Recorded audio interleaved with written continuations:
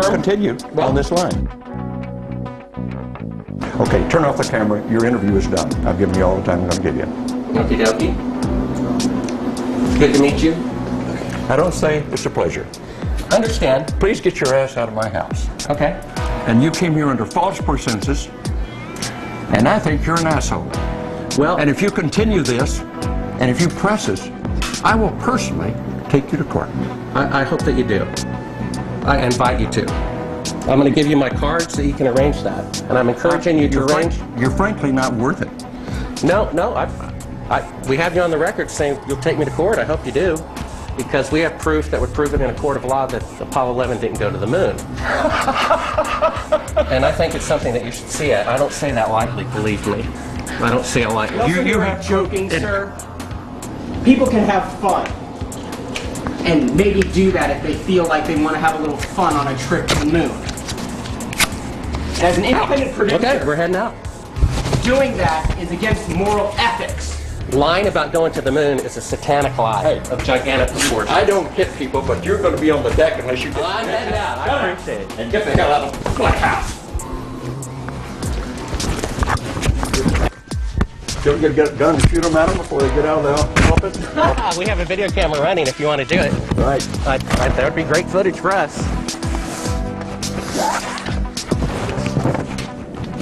See you later. In court, I hope. Want to call the CIA? Have them whacked.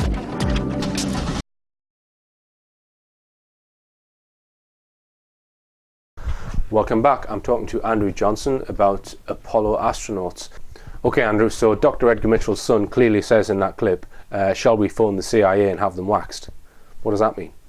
You tell me. It's not an expression I'm familiar with. We can speculate what it means. It doesn't sound very complimentary. Does it mean, you know, we'll have their memory erased? Does it mean we'll have them killed?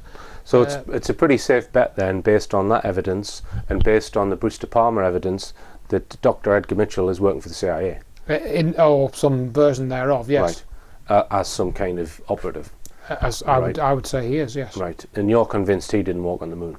Correct. Right. I am, yes. Right. Okay. Other people may not be, but I am. Right. We've got some clips here of Bart Sibrel approaching Buzz Aldrin and Neil Armstrong. And you believe in UFOs? You believe we've been visited by... Well, why do you want to believe this? I know for a fact. We've had this analyzed. And this is the window. And you're in it's dated by an atomic clock at the Goldstone tracking station that is on the tape. Well, you're talking to the wrong guy. Why don't you talk to the administrator at NASA? We're passengers. We're guys going on a flight. We're I know for a fact that it didn't happen. You really like to take yourself? You're the one who said you walked on the moon when you didn't. Calling the kettle black, if I ever thought of it. Saying I misrepresented myself. Away from me. You're a coward and a liar and a thief. Mr. Armstrong, Bart Sibrel, ABC Digital. Wanted to give you the opportunity to swear on the Bible that you walked on the moon. Will you put your left hand on the Bible and swear to God that you walked on the moon? Gentlemen. Mr. Sibrel. Yes? If you really walked on the moon, why would you not do that? So why don't you just put the into the record in the argument and put your hand on the Bible, swear to God you walked on the moon. Mr. Sibrel, knowing you, that's probably a fake Bible. Really? Well, no, it's a real Bible. You have the opportunity to have $5,000. The meeting is not open. Well, you have $5,000 cash. You can give it to charity if you swear on the Bible that you walked on the moon. Please I have give the it to tape. charity. That'd be fine. Why don't you swear to... Why not? Why won't you do it? So why don't you put your hand on the Bible and swear to God that you walked on the moon? Mr. Sibrel has made a fool of himself in front of the world. Mr. Sibrel, you do not deserve answers. Neil Armstrong is visibly shaken by that. He does not want to swear on the Bible that he landed on the moon. What do you take from that, Andrew? Well, I mean, again, you know, it's more speculative, but yeah. You looking at the body language and the reactions. Unfortunately, you know, there is a confrontational situation, particularly with Neil Armstrong, where Sibrel has burst into this business meeting that Armstrong's addressing. So it's not an ideal situation, you know, to get a kind of honest statement from. You know, so you can see that it's not a great situation. Now, the clip with Armstrong, Sibrel, you know, I've heard him interviewed, and he regrets having done that now. All right. He regrets that Aldrin punched him in the face and so on. It got to that. But I think at the time he was so annoyed. He was so, you know, Well, he thought he'd been conned by... Yeah, he felt so conned by these guys Right. that he felt he had to go up and tell them, he says, you said you walked on the moon, you didn't, and Aldrin's accusing Sobrell of slimy journalism. Well, Sobrell thinks, well, you're accusing me of slimy journalism. What about you being slimy all these days, saying you went to the moon and you didn't, and so it's very uncomfortable to watch, and unfortunately that discomfort takes away a little bit from being able to sort of evaluate it dispassionately and look at what's actually been done and said and this sort of thing. So uncomfortable to watch, but I think nevertheless a good documentation of statements from the astronauts about what they claim to have done. Now, I actually think they're covering up other things, not just that perhaps the rockets weren't capable of getting to and from the moon. Now, Buzz Aldrin has made quite a few statements in the media regarding a monolith on Phobos and the fact that he says that the Apollo mission was followed to the moon by a UFO. Right. So let's just take a look at that clip now.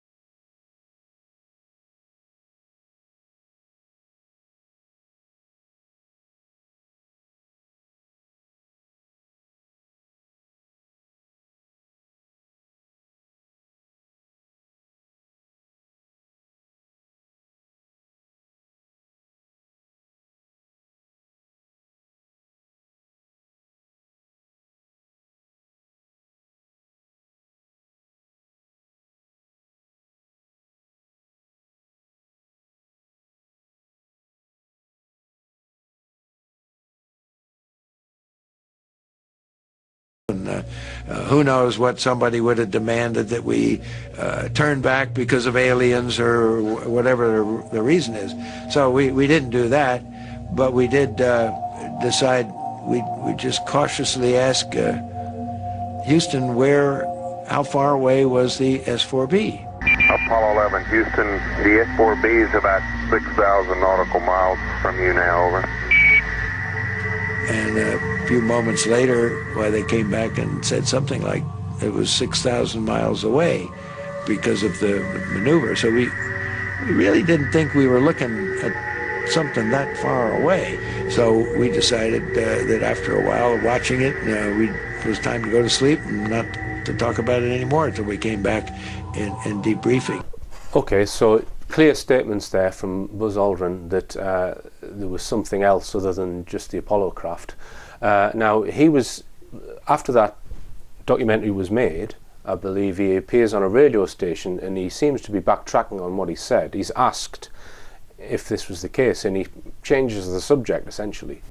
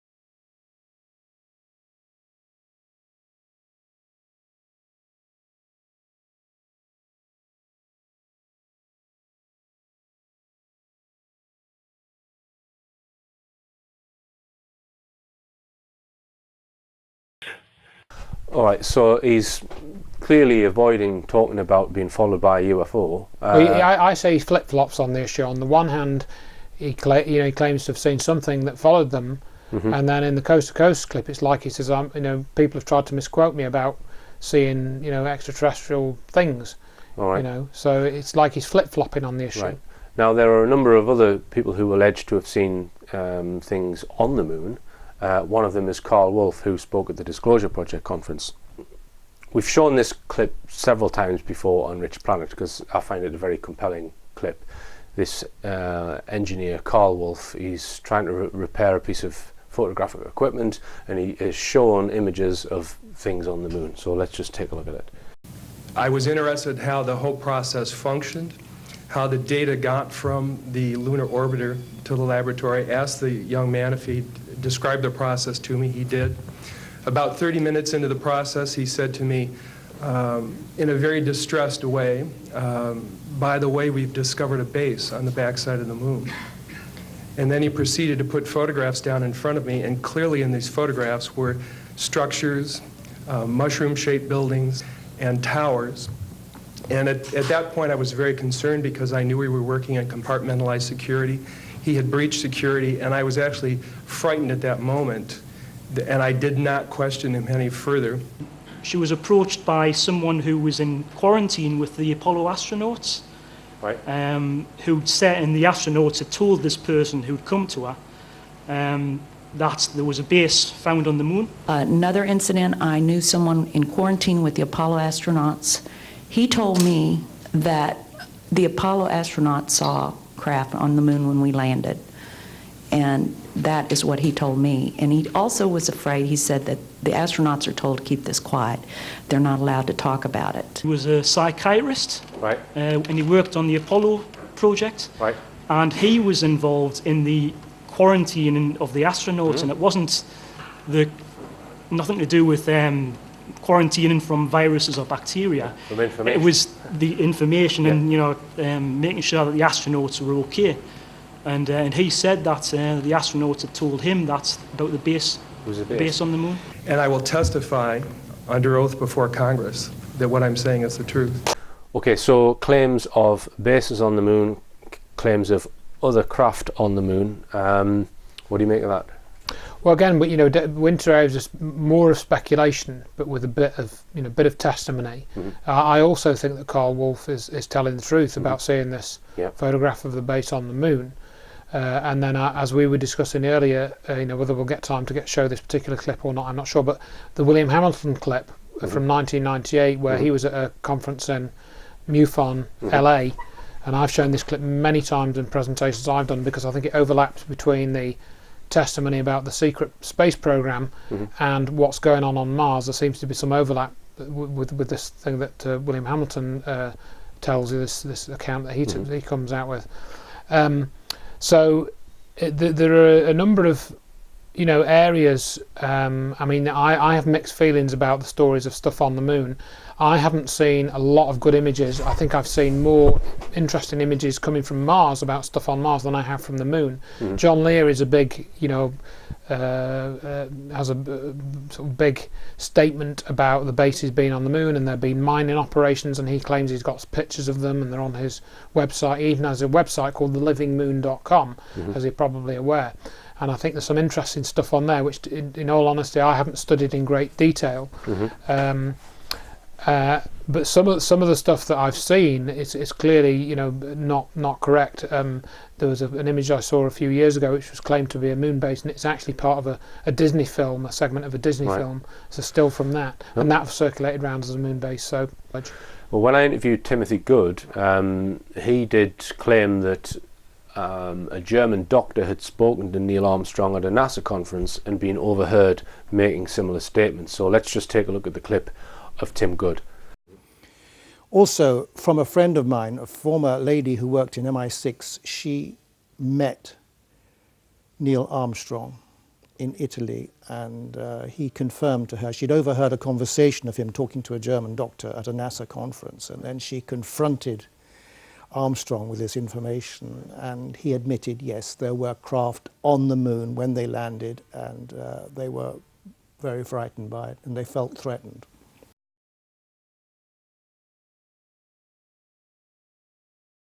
Welcome back. I'm talking to Andrew Johnson about the moon. Now, we've moved off the topic of did we land on the moon, because in my mind it's clear that something is being hidden, and some people think it's just that we didn't land. I personally think there's a lot more to it than that. And we listened to some statements before the break of people alleging that either craft or bases are on the moon, and that other people have alleged that there is a secret space fleet, not just spacecraft, space fleet, or fleets even, that are being flown from somewhere on the globe by some secret group. And I think that's likely when you look at the backward technology, the rocket technology that they're still putting on display for the public. I think that we have propulsion systems that go way beyond that. And one person is, who's alluded to this is Gary McKinnon.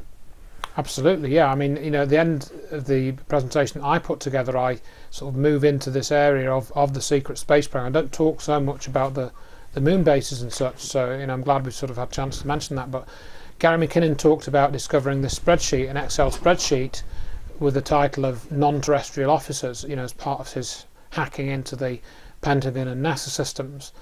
There was an Excel spreadsheet, and the title was non-terrestrial officers. Then it had names, ranks. It wasn't a long list, didn't even fill a whole screen, I think. Well, could you just generally say how many?